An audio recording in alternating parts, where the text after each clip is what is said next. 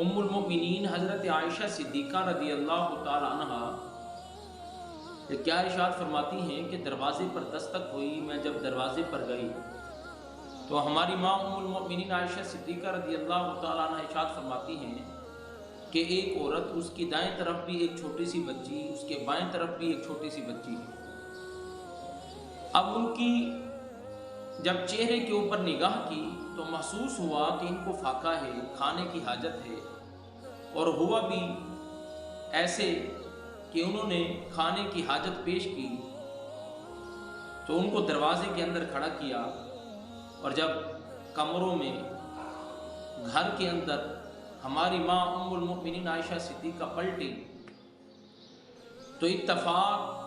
ایسے ہوا کہ گھر کے اندر کھانے کی کوئی چیز موجود نہیں ہے، بجز ایک کھجور ہے، وہی اٹھائی اور آ کر اس عورت کی ہتھیلی پر رکھی۔ اب وہ اس عورت نے کھانے کے لیے جب منہ میں وہ کھجور رکھی تو ان دو معصوم بچیاں جو یتیم تھیں اور یہ عورت بیوہ تھی، اب ان دو معصوم بچیوں نے، لڑکیوں نے اپنی والدہ کا چہرہ تکا، اب کھانے کے لیے منہ کے اندر کھجور رکھ دی تھی، واپس نکالی، اس کو دو حصوں میں تقسیم کیا، ایک حصہ ایک بیٹی کو دیا، دوسرا حصہ دوسری بیٹی کو دیا، اور یہ منظر دیکھ کر ام المؤمنین عائشہ صدیقہ کا دل نہایت ہی بھر آیا،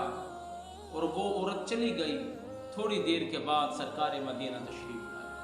عرض کی یا رسول اللہ صلی اللہ علیہ وآلہ وسلم، آج یہ منظر میں نے اپنی آنکھوں سے دیکھا۔ تو محمد کریم رؤوف الرحیم علیہ الصلاۃ والتسلیم نے ارشاد فرمایا، اے عائشہ، جس کو اللہ بیٹیوں کے معاملے میں آزمائے، یعنی جس کو اللہ بیٹیاں عطا کرے اور پھر وہ اپنی بیٹیوں کی اچھی پرورش کرے حتیٰ کہ وہ بالغ ہو جائیں، تو میرے رب کی عزت کی قسم ہے، یعنی عائشہ میرے رب کی عزت کی قسم ہے، کل قیامت کے دن، کل حشر کے دن یہ بیٹیاں جہنم میں اور اس کے درمیان آڑ بن جائیں گی۔ مولا بیٹیوں کے ساتھ محبت کرنے کی توفیق عطا فرمائے۔